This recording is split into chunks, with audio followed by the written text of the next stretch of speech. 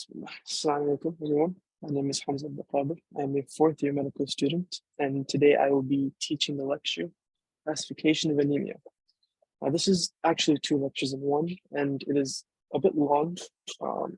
So what I've tried to do is try to kind of condense it and make it a bit shorter, and still try to hit all the main important points. That way, if you need a bit of revision, maybe you can go through this lecture as kind of like a, concise version of the main lecture. So with that, let's get started. If you want to contact me, if you have any questions or concerns, feel free. My email is here and my phone number is here. And with that, let's start. So first of all, learning objectives. First, we want to define what is anemia. Pretty simple. We want to classify anemia according to different classifications. There's two that he wants you to know. He wants you to know the morphological classification and also the underlying mechanism. Next, we want to discuss the different red cell parameters or indices. Then we want to relate these parameters with different types of anemia. And lastly, we want to interpret some CBC reports. So I put a few questions at the end. Now, first off, what is anemia? Now, anemia essentially is low hemoglobin and low hematocrit, right? But for your purposes and for your exam purposes, I think focus on low hemoglobin. Anytime you see a question, the first thing you want to look at is the hemoglobin, right? Now, they're going to give you the normal parameters, so you don't need to memorize 13.5 to 16.6, but I think that for your own knowledge, it'll definitely make it easier if you do know it.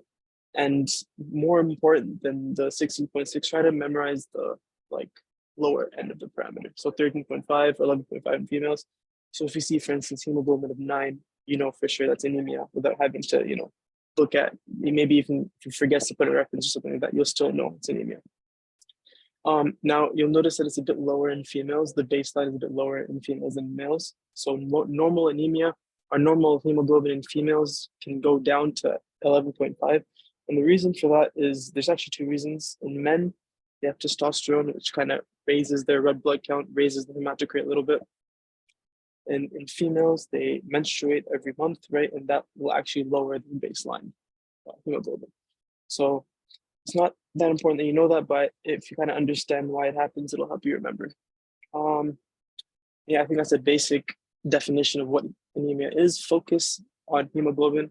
Hematocrit is important for your exam in this lecture, but in general, when you go off and you do your steps, whatever, hemoglobin is more important. Next, you want to go into what does anemia look like. Now, the first thing you want to look at is pallor. I didn't write it here, but in general, for anemia, any type of anemia, no matter what it is, first thing you want to look at is there pallor? So you can see pallor in the hands, you can see pallor in the face, you can see pallor in the eyes.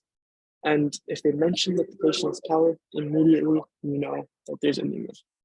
Okay, it doesn't say what type of anemia it is, but it says that there is anemia, and then from there you can go and check, okay, what type of anemia is there? So some specific ones you want to keep in mind is iron deficiency is related with cholinikia, right? Which is clubbing or it's reference to the nails. Jaundice is related to hemolytic anemia. I'll get onto why that happens later on in this lecture. And then leg ulcers related to sickle cell disease, and bone deformities related to thalassemia. Now, the more important from these that you should know is jaundice and cholinikia. But in case it comes, I'd say know all four of these. But you're more likely to be asked about cholinikia and jaundice. Next, we'll go on to different parameters. First thing is the MCV, or the mean red blood cell volume. This, as it says here, is the average size of a red blood cell, or average size of the red blood cells inside the patient, right? Now the normal, again, you don't have to memorize these, but if you do memorize them, it'll make your life a lot easier. So the normal range is 80 to 100, okay? 80 to 100 is normal. Anything less than 80 is considered microcytic, which is small, so cells, microcytic. Anything more than 100 is considered macrocytic. And based on this, we will use these parameters to kind of classify anemias later on. So this is a very, very important parameter, okay? This will kind of, there's a slide in this lecture where it shows, this is basically going to show the size. So macrocytic and normocytic will be the normal size, and microcytic will be super small, okay? Next one is the mean cell hemoglobin. This is the weight of hemoglobin within the average red blood cell. Now, this one is not as important, but what I want you to know is that this is kind of what gives the red blood cell its color. Okay, so the red, red blood cell, the red comes from this hemoglobin. That's how I want you to think about it, because when the hemoglobin or MCH is low, is when you're going to lose that color, right? So normochromic means normal color. Hypochromic is when it's less than normal range. Hypochromic means it's pale, it's less color now. So if you think about it, that the MCH is what gives it that color, then a low MCH will make it lose that color. So that's kind of easy way of thinking about it. No such thing as hyperchromic, because the red blood cell is already full of hemoglobin. It can't take any more hemoglobin, so you can't have too much inside the red blood cell. That doesn't happen. Next, the immune cell hemoglobin concentration. This is different than the MCH, right? This is basically how much hemoglobin is within the average RBC. So this is the concentration. So it's not the weight of the hemoglobin, it's how much. In terms of diagnosis, not as important, but again, you should know that you see high MCHC and hereditary spherocytosis. I'll get onto why that happens a bit later on, but the most important parameters that you want to look at, again, start with hemoglobin. Is it low? Then once you see that it's low, then you know it's anemia. The next thing you want to look at is the MCV, which will tell you the size of the red blood cells. Are they small? Are they big? Are they normal? And then if they give you the MCH, you can look at that to see, is it hypochromic or normochromic? More often than not, they probably won't give you the MCHC, but if they do, then you can look at that and see if it's normal. If it's high, then you already know there's one or two differentials that are on your mind, different diagnoses that you can think of. Next is the red cell distribution width. And this basically tells you within the blood, the size of the red blood cell. Are they the same? Are they all the same? Are they all different? If you have some small, some big, some medium, if they're all different sizes, then the RDW is high, okay? If they're all different sizes, the RDW is high. Meanwhile, if they're all the same size, or they're all similar in size, then the RDW will be low because they're all the same. So the distribution between the different sizes will be low. Okay, I hope that makes sense. Now, the classic example of a high RDW will be iron deficiency anemia. And that's because in iron deficiency anemia, they kind of want to make the perfect cell. And so what happens is by trying to make the perfect cell without the use of iron, you kind of get different sizes. I'll explain a bit more later when I get onto iron deficiency anemia, but the way I want you to think about it is that high RDW is what happens is a problem with production. So each red blood cell kind of looks a bit different because it has a different amount of iron that it can get. Okay. Again, I'll get back to that a bit later. But classic example of a low RDW is thalassemias. And the reason why this happens is because thalassemias is a problem with the globin chain, right? Which means that every single red blood cell will have the same problem, it's globin chain, which means they'll all be the same size. Because in iron deficiency anemia, they can all have access to different amounts of iron depending on whether or not they got lucky enough to get enough iron, right? But with thalassemia, they all have the same problem, so they'll all be the same size. That's important because if you get a picture like this, right, you see thalassemia over here, they're all the same size. Meanwhile, iron deficiency anemia, you see some small, some big, some medium, so you see all different sizes. Very important that you know pictures. Any picture that comes in his lecture could come on OSCE, so memorize his pictures, especially the ones from his lectures, the Dr. Han lectures, because they will come, I guarantee you. Next is the reticulocyte count. This basically tells us how many RBC precursors are being made and thrown out into the blood. So in cases like hemolytic anemia, RBCs are constantly being destroyed, and there's no problem with producing the RBCs. There's no problem in production. Only problem once they get out, they're getting destroyed. So what happens is the body can't really keep up with the amount that's being destroyed outside. So it starts sending out the precursors, right? There doesn't have time to make the full mature RBC, so it starts sending out the precursors, which is why in hemolytic anemia, you'll have a high reticulocyte count. And this is important in the second modal classification, which I'll get to a bit later, because that depends on reticulocyte count. So know this picture as well for reticulocytes, know what they look like, okay? Very important. You could bring this on OSPE, could even bring this MCQ, and you'll have to figure out what you're looking at. And if you already know what you're looking at, it makes your life a lot easier. Okay. Now that we're done with the kind of parameters, we can go on to the actual classifications of anemia. And the first classification that I want to talk about is the morphological classification. Now, this table is a bit different than the one that's in the lecture. This is actually a table from first aid. I like it. I like the way it's organized. You know, the different colors kind of tell you the different types of anemia. It makes your life a little bit easier, in my opinion. So, what I want you to look at first is up here, anemia. Any type of anemia is low hemoglobin, no matter what type it is, microcytic, normocytic, macrocytic, it always has low hemoglobin. I want you to drill that into your head. Any type of anemia, low hemoglobin, okay?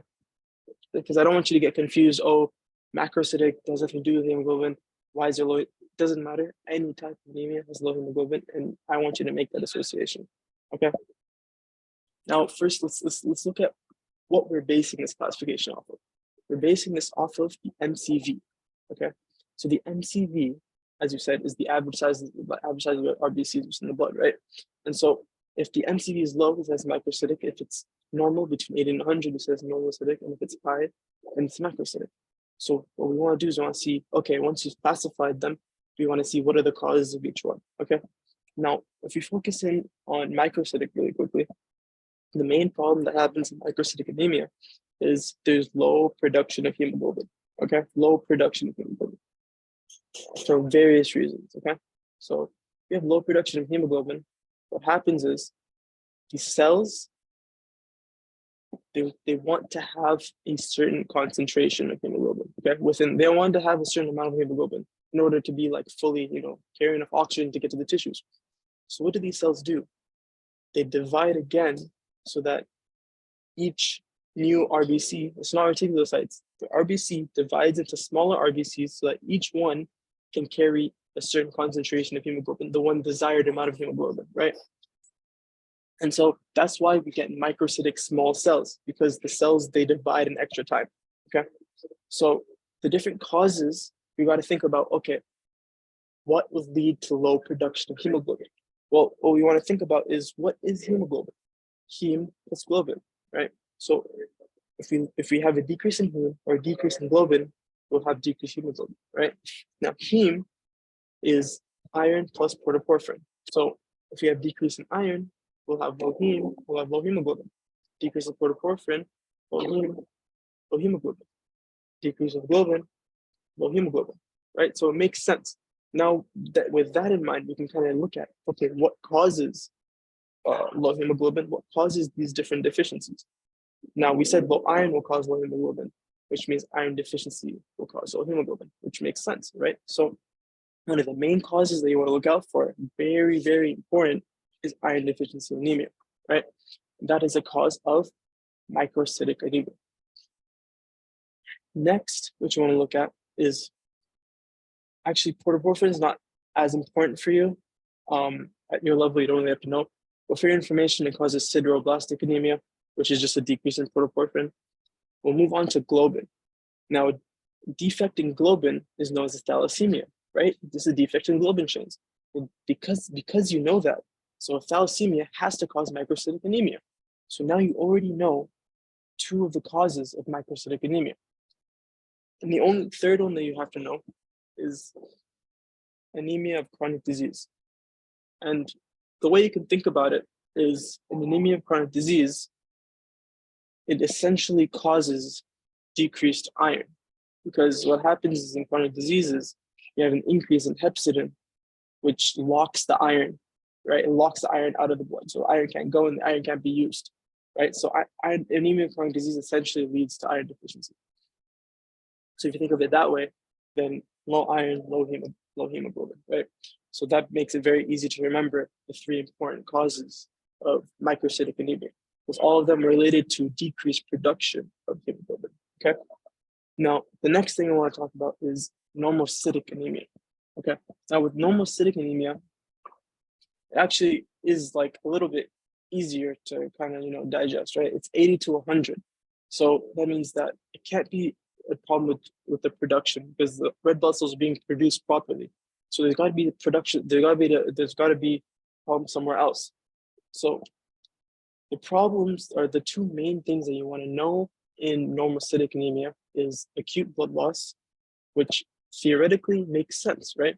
Because if you have acute blood loss, your RBCs are gone, they're leaving. You're not able to make them fast enough because it's a hemorrhage. The blood is gushing out really fast, right? So that will obviously cause normocytic anemia because it's not a problem with the production of each individual RBCs. Your problem with the fact that you're not able to keep up with the amount that you're losing. Okay, and the next one that's really important, and it's a bit tricky because it's a bit conceptual, so you have to really understand this one, is anemia of renal failure. And the reason you get anemia of renal failure is because when your kidneys are failing, your kidneys produce erythropoietin, right? And erythropoietin, the main purpose of erythropoietin is to produce RBCs, right? Or to drive the production of RBCs. So with the loss of erythropoietin, you lose that ability to produce new RBCs. You can't produce them as much, right? And so without the ability to produce RBCs, eventually you'll get anemia, right? Now, when the RBCs are being produced, they're being produced normally. They're just not being produced as much because you lost erythropoietin. So that will lead to a normocytic anemia. So that you don't have any problems with size. You don't have any problems with actual amount of hemoglobin within an RBC. It's just a problem with the fact that you're not being able to drive the production, so you can't produce it as well. Okay, so those are two very important causes of normocytic anemia, which is acute blood loss and anemia of renal failure. Okay, now last classification is macrocytic anemia. Now, for your level right now, all what you really need to know and what you really the connection I really want you to make is macrocytic equals megaloblastic. Okay, just think of it that way for now, because if you can think of it that way, macro, mega, then you'll like you don't really need to go further than that at your level. Okay, macro, mega, just put them together. So megaloblastic anemia is macrocytic anemia. Okay, and megaloblastic has two causes that you need to know about: decreased folate, decreased vitamin B12. Okay, those are the two causes. That's all you need to know with macrocytic anemia. And it's very simple because both folate and B12 are necessary for DNA synthesis, right? And so without the ability to formulate DNA for these RBCs, they're big and they need to divide into the normal size, right? But without the ability to form enough DNA, they can't duplicate and form that normal size because they don't have enough DNA to form that secondary blood cell, right? So they stay really big. I hope that makes sense. I think that pretty much covers this classification. In my opinion, this is the easier classification or better classification, and this will help you later on if you come back to this. This will help you a lot to answer any kind of HLS question, especially in third year. When we come to third year, most of your HLS questions will be able to answer based on this table. Okay. Now we'll move on to the second classification that you need to know, which is the classification according to underlying mechanism. Okay, so we don't care about is it microcytic, macrocytic. There's going to be a lot of overlap between them. What we care about here is what's causing it, and is it causing more cells to be produced or less cells to be produced? Okay, so with blood loss, it's its own thing. Okay, we mentioned earlier acute blood loss will cause normocytic anemia. It's also important to know that chronic blood loss is essentially like anemia of chronic disease, or chronic blood loss will lead to iron deficiency anemia. Okay, as a different mechanism, but chronic blood loss leading to iron deficiency anemia is very important for you to know. Okay, that's all you really need to know about blood loss. With hypoproliferative anemia, you need to make the connection that hypoproliferative means low reticulocytes, because reticulocytes are what are being proliferated. So hypo equals low reticulocytes, hyper equals high reticulocytes. And with that, we'll go on to different slides. So I just said acute blood loss, right? Blood loss in this classification is its own mechanism. In terms of like understanding, there's not really much to understand with this slide. It's pretty simple. I mentioned chronic blood loss causes iron deficiency anemia, so that's very important to know. So we move on, I think what's more important. Look here, okay. With hypoproliferative anemia, it's fairly simple to think of it logically. Anything that will cause low production will cause hypoproliferative anemia, right?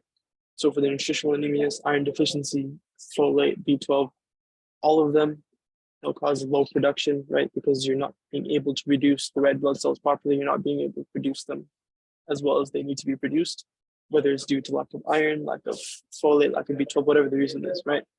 Now, anemia of renal failure is another important one from this, right? Anemia of renal failure, we mentioned it earlier, it's lack of EPO. EPO, or erythropoietin, causes red blood cell production. So lack of EPO, low red blood cell production, hypoproliferative anemia, right? Aplastic anemia, that's a new one here, right? Aplastic anemia essentially, aplastic anemia essentially is the loss of all cell lines, right? So without, you don't have any red blood cells, no white blood cells, you're not being able to make any cells within your bone marrow, right? And so if you're not making any cells, obviously it's considered hypoproliferative. So those are the important ones you need to know. Anemia of inflammation and cancer, I think, are not as important, but just memorize them if you don't know them already. The next, okay, here I'll kind of get into iron deficiency a little bit more, because I think it's an important topic, and you'll definitely get questioned about this, especially underlying mechanism, lab values, all that stuff is very important, right? So some of the main causes of iron deficiency anemia, blood loss, fish tapeworm, anything like that will cause iron deficiency anemia. So one important one that you need to remember, because it's kind of tricky and it gets asked, is menses in female. I have a question on this at the end. I'll kind of go over this. Know that it causes hypochromic microcytic anemia. Okay, know these pictures very well. Know the pictures in all the Rehan lectures. Know all the pictures, because those are the ones that are going to come on your OSCE most likely. And then because it's hypoproliferative, obviously decreased reticulocytes, right? Makes sense. Now the next thing I want to go over, I made this diagram. Okay, I'm going to go over the lab measurements because it can get a little bit confusing. So if you understand this, then you will definitely get this question right? You don't have to memorize it, you can just understand it, okay? So first thing I want to talk about is, what is serum iron? Serum iron is the iron in the serum, okay? Now, the problem is iron cannot be free in the blood, okay? Iron always needs to be bound by something, because if iron is free in the body, it'll deposit places, it'll cause damage, cause destruction, and it's a problem. So wherever iron is, it needs to be bound to something. When iron is in the blood, it is bound to transferrin, okay? When iron is being stored, it is bound to ferritin, okay? Those are the two important things you need to know. When iron is in the blood, it's bound to transferrin. When our blood/serum, when iron is being stored, stored by ferritin, okay? Now, serum iron, measuring the iron in serum. Serum ferritin is measuring the ferritin that's bound to iron, okay? So it's basically serum ferritin is measuring how much iron is being stored. This is serum iron is how much iron is in the blood. TIBC is essentially measuring how much transferrin is there, okay? And then percent saturation, not as important for you, but percent saturation is how much of this transferrin is actually bound to iron, okay? Now, when it comes to iron deficiency anemia, the main problem is low iron, right? Makes sense. So because the main problem is low iron, you're going to have low iron stores, right? Your storage of iron is going to be low, which means decreased ferritin, okay? Because that's iron storage. Another thing is your serum iron is going to be low, right? So decreased serum iron. And the good rule of thumb that I want you to know is anytime ferritin goes down, TIBC will go up. So they have an inverse relationship. And the reason behind this is, essentially, from what I understand, is when the body senses that there's no iron, it'll tell the liver to send out transferrin molecules to go and search for more iron, because it senses there's low iron. It's got to be somewhere, but it's obviously it's not going to find it, but it still sends out these transferrin molecules. So that's why when the ferritin goes down, TIBC will go up. So ferritin down, TIBC up. They're inversely related. Okay. And so in iron deficiency anemia, obviously you'll have low ferritin, therefore you'll have a high TIBC. Okay, I hope that makes sense. And from his slides, obviously we're looking at the same thing, right? It's a low serum iron, low ferritin, high TIBC. Okay, and then saturation, I said saturation is the amount of transferrin that has iron attached to it. And obviously if there's low iron, there's going to be low saturation. Okay, but in terms of your exam, I don't think that's as important. And again, treatment, not very important. Just know iron deficiency, you give iron. Pretty straightforward. The next thing, megaloblastic anemia, also considered hypoproliferative. For the same reason, you're not getting enough to make the red blood cells the way you want to make them, right? So the way I'm going to go over this, I made like a little diagram here. So what happens is folate enters the body, it gets methylated, okay? Now, when folate is methylated, it can't participate in DNA synthesis, okay? So what it needs to do is it needs to get rid of this methyl, right? It needs to get rid of it. So how does it get rid of it? It actually gives it to vitamin B12, okay? So it gives it here to vitamin B12. And when it gives it to vitamin B12, now vitamin B12 is methylated. So now it can't participate in DNA synthesis. So it needs to get rid of it too. So how does it get rid of it? It gives it off to another mechanism, not really in the scope of this lecture, but basically it gives it to homocysteine, which turns into methionine, right? Not as important, but what I really, for my lecture specifically, or what I really want you to know is that you need both folate and vitamin B12 to participate in DNA synthesis, okay? Because tetrahydrofolate needs to give this methyl group to vitamin B12, and vitamin B12 needs to give it off as well, and they both need to go and participate in DNA synthesis. So if one of them is gone, doesn't matter which one of them is gone, you're going to have megaloblastic anemia. And then I mentioned why this caused megaloblastic anemia a bit earlier. So I guess I'll mention again, it's a big RBC and it needs to divide into a normal size. It doesn't have enough DNA to duplicate, so it can't divide, so it stays as this big RBC. I think it's pretty simple. Now, two more things that you need to really, I guess one more thing is, first of all, look for macrocytic anemia and also look for hypersegmented neutrophils. Very important. Okay, you see this neutrophil has 6 lobes. If you see these 6 lobes, then you know that's megaloblastic anemia, and it's pretty simple, really. So yeah, megaloblastic anemia, MCV more than 100, hypersegmented neutrophils, 2 causes that you need to know, which is folate and B12 deficiency, and or B12 deficiency. I think that basically covers that. So we'll go to aplastic anemia.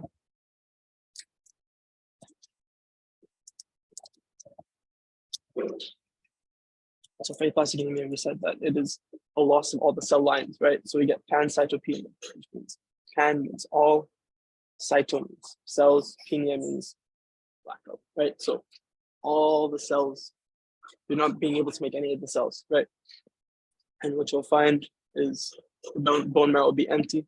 So they're going to show you a picture of an empty bone marrow and say, what is this? You're going to say it's aplastic anemia, right? Now, cause idiopathic means they don't really know what the causes are. It's a magic word in medicine, idiopathic. It can be due to viral illness, it can be due to, radiation, any cause, but they don't really know. Most of the time, they don't really know. What you're going to see, you're going to see empty bone marrow. Most likely, they're going to show you this picture. So you got to recognize that this is, empty. There's nothing in here, right? And so you're going to see this, you're going to think aplastic anemia, or if they might give you the classification as the answer, so you'll choose hypoproliferative anemia, obviously, because there's no cells to be made, so it's going to be hypoproliferative. Makes sense. Next, we'll move on. Now that we're done with the hypoproliferative anemias, we'll move on to hyperproliferative anemia, right? And the way I want you to think about it is hyperproliferative is the same as basically hemolytic anemia. Okay, hemolytic anemia, hyperproliferative, and think of it like that, and think of everything else as either hypoproliferative or blood loss. Then it'll make these questions really easy. Okay, so what happens in hemolytic anemia? Because of one way or another, the red blood cells get destroyed, often by the spleen or any other mechanism, and that causes, destruction and releases enzymes into the blood, whatnot. I'll get into what happens with that specifically later, but that causes the anemia because you destroy the red blood cells. There's a few causes that he wanted to know. I think the important ones: sickle cell, G6PD. I think hereditary spherocytosis. So let's get into it really quickly. So 3 important signs that you need to know. Very important. You're going to see anemia, obviously. You're in doing the anemia lecture, obviously you can see anemia. But these two, jaundice and splenomegaly, are super, super, super important, okay? Because we see jaundice and splenomegaly, that means immediately you know that this is hemolytic anemia, okay? So the reason why you get jaundice is because when hemoglobin is broken down, right? It's destroyed. The different portions of it go through different things. Like, so different things happen to it, right? So you have hemoglobin, right? The globin part becomes amino acids, all right? Which is benign, fine. Then the heme actually is made of iron and protoporphyrin, as we said, right? The iron you want to salvage, so that gets salvaged, that gets saved, okay? And what happens to the protoporphyrin gets turns into unconjugated bilirubin, right? And this is, I think you'll take it in one of your lectures, heme synthesis or whatever lecture it is. And the protoporphyrin becomes unconjugated bilirubin, and the bilirubin is what causes the jaundice, because bilirubin is going to cause that yellow color, okay? Very important, very, very important. The red blood cell is destroyed. Releases the protoporphyrin is destroyed, whatever it is, protoporphyrin is destroyed. It releases unconjugated bilirubin, and that's what causes the jaundice, okay? Now, splenomegaly is caused because oftentimes the spleen's job is to look at these red blood cells, and the ones that aren't perfect, destroys them, okay? And the more red blood cells it destroys, the bigger it gets, because it needs more power to destroy these red blood cells. That's how you kind of want to think about it right now. But essentially, that's why splenomegaly happens, okay? Very important, know these signs. So we're going to look at, okay, signs of destruction. This is another very, very important topic, okay? What happens is, again, high bilirubin. I explained why this happens. Protoporphyrin is destroyed, high bilirubin. This is what causes the jaundice, okay? High LDH. Why does this happen? LDH is an enzyme found within red blood cells, right? So with the red blood cells getting destroyed, then the LDH is being released into the blood, you're going to sense the high LDH, right? So haptoglobin. What happens is you have haptoglobin in your blood, okay? What happens is when the red blood cell is destroyed, the heme needs to be salvaged, okay? So what happens is the haptoglobin goes and it binds to the heme to kind of save it and salvage it. But when it binds to the heme, you can't measure anymore, right? So that, because of that, in hemolytic anemia, you have low haptoglobin because you can't measure it once it's bound to the heme. Okay? That's how you, if you think of it that way, then you're going to kind of realize, you're going to understand, you won't have to memorize, okay, low haptoglobin. Okay, so we'll go over it again. High bilirubin, destruction of protoporphyrin. High LDH because it's being released by the red blood cell upon its death, right? And then low haptoglobin because it's being used to bind to the heme to salvage it, okay? Very important. You will get a question from this, I promise you. Signs of production, high reticulocytes. Obviously, this is hyperproliferative anemia, high reticulocytes, okay? Now, hereditary spherocytosis. What's important about this? Essentially, with the hereditary spherocytosis, what happens is you lose, so here, I'm gonna kind of draw. So when you're looking at a red blood cell on a film like this, what you're looking at kind of like a bird's eye view, all right? That's why you're kind of looking at it like this, okay? But in reality, red blood cells have this biconcave shape, right? They have this biconcave shape, and they use this to kind of go through the blood vessels properly. They use it to go to the spleen properly. And so what happens in hereditary spherocytosis is you lose the anchoring molecules in the cytoskeleton. So you lose some of the molecules here, right? You lose anchorin, you lose spectrin. And so what happens is you could lose the shape of the red blood cell. So this is a bird's eye view up here. This is the view from the side like this, right? And so what happens is you get these here, it's obviously not a perfect circle, but you basically, it turns into a circle, perfect circle, right? Because it loses the ability to have that biconcave shape. And because of that, it goes to the spleen and it gets stuck in the spleen because the spleen's like, okay, this is not the normal size. It's not what you're supposed to look like, not which size you're supposed to be. Because it's supposed to be able to, maneuver because it's biconcave. It should be able to maneuver in the spleen. But if it's a circle shape, the size doesn't matter. I'm sorry, I said the size doesn't matter. Because it's the circle shape, it's unable to maneuver properly, so the spleen destroys it. And that's why you get hemolytic anemia. That's why you get splenomegaly. The main problem in hereditary spherocytosis is the spleen. So oftentimes what they do to treat it, they just remove the spleen. Because other than that, the red blood cells function normally. They just look weird. And the spleen doesn't like it when they look weird. That's like a basic understanding that you should know. Okay. Move on to the next one, G6PD deficiency. And this is more of like a biochemistry topic, but just to go through it really quickly, G6PD is through one way or another. I don't know how in depth, actually I probably shouldn't go that much in depth, you probably learned in a few other lectures, but G6PD basically in one way or another is supposed to stop free radical attacks, right? Free radicals are generated all the time. Your red blood cells are under constant stress, but not like that much stress, like just because the oxygen will produce some stress in our blood cell. What happens is if you have like certain drugs or if you eat food, right, fava beans, it introduces more stress onto the body, more stress in the red blood cells than normal. And that G6PD is the enzyme that's responsible for stopping these red blood cells from destroying themselves because of the stress, right? But without G6PD, if you have one of these drugs or if you eat food or fava beans, that stress goes unchecked and the red blood cells just destroy themselves, right? And additionally, what happens is the globin becomes denatured, okay? And it starts to precipitate right inside the red blood cell. And when it does, it's called the Heinz body. And it's a very important image that I'm about to show you. Very important for now, very important for later. Memorize. You see these circle in the corner right here. I guess this circle is not in the corners. But you see this circle right here, this green circle. This is the Heinz body. This is seen in G6PD, okay? And what happens is, again, the spleen sees this and they're like, okay, this is not normal.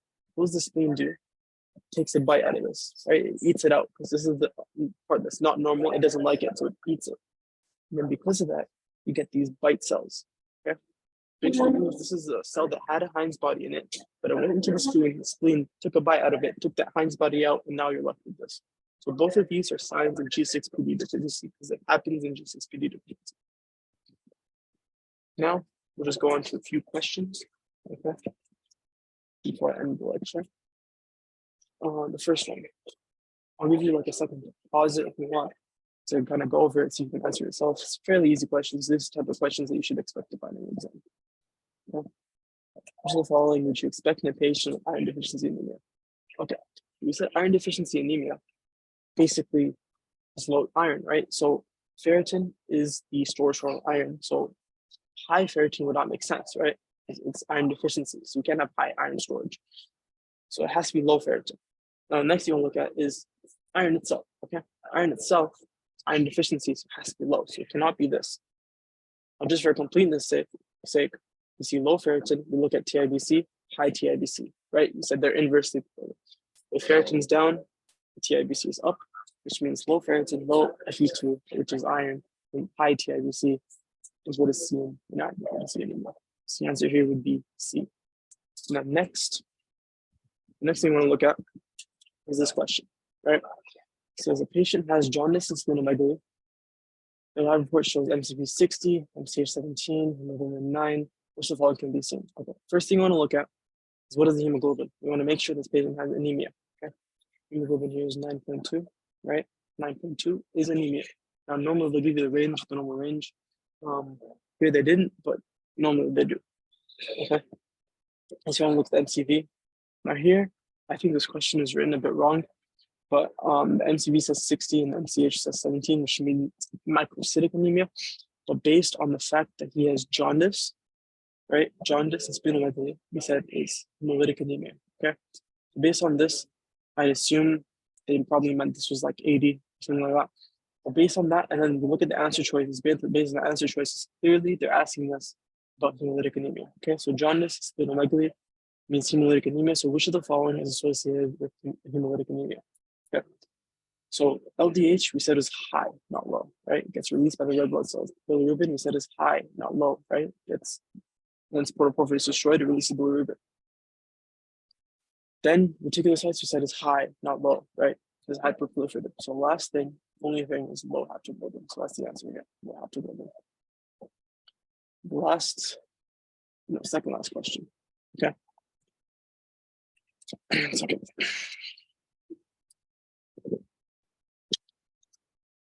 Okay. A 45-year-old alcoholic male presents with pallor and periodic abdominal pain and fatigue.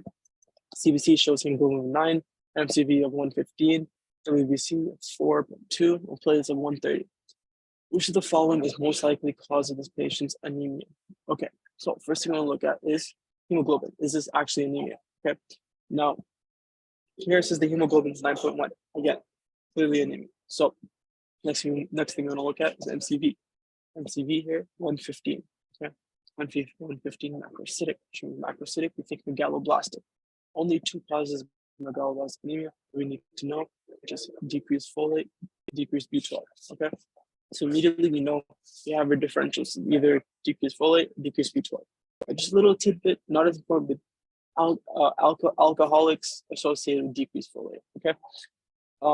That doesn't affect this question anyways. Even if you didn't know that, just knowing this and megaloblastic anemia should help you answer this question.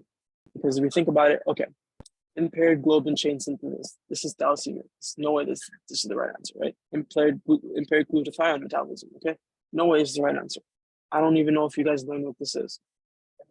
The basis of what I'm trying to say, the gist of what I'm trying to say is, we know some megaloblastic anemia based on MCV, hemoglobin, right, and the fact that he's alcoholic. So the only answer choice that makes sense here is decreased DNA synthesis, because that's what causes the megaloblastic anemia, right? Decreased DNA synthesis. So next question. A 26-year-old woman presents with menorrhagia for the last 2 years. Her CBC shows the following table. Which of the following signs is she likely to show on physical exam? Okay. Now, menorrhagia. What is this? This is a big word. No way you guys know what this word is, right? Menorrhagia, in case it comes menorrhagia, is heavy menses. Okay. It means during her period, she's losing a lot of blood, more than normal. Okay. Now this is menorrhagia for 2 years. So this is chronically losing a lot of blood, right? Chronic blood loss. Well, what do we say chronic blood loss was? So chronic blood loss is iron deficiency anemia. Okay. Now let's look through the table. Let's see what we're looking at. Okay. Hemoglobin 9, so we know it's anemia. MCV 67, so we know it's microcytic anemia. MCH 20, so we know it's microcytic hypochromic anemia. Okay. And based on the risk factors in the question, menorrhagia, chronic, so loss of blood, chronic loss of blood, we know it's iron deficiency anemia. So if you look at the answer choices, we see jaundice, no, B, cholonicia, yes. So the answer has to be B, cholonicia. Okay, simple. I think this lecture is fairly easy. It's a very long lecture, as I said earlier. I try to make this shorter, so you guys still hit the main points, but you don't have to sit through like, hour and a half. This really builds a good foundation. And if you know these fundamentals, then any hematology question like this, you should be able to get right, especially because the labs always seem like the most complicated thing in the world. But if you understand why each thing happens in the labs, you can very easily, you should look forward to seeing these type of questions. Okay. I hope this lecture is beneficial. Again, if you have any questions or you want any clarifications, please send me a message on WhatsApp, email me if you see me in the university. Feel free to ask, I don't mind. And with that, I'd like to thank you all for watching.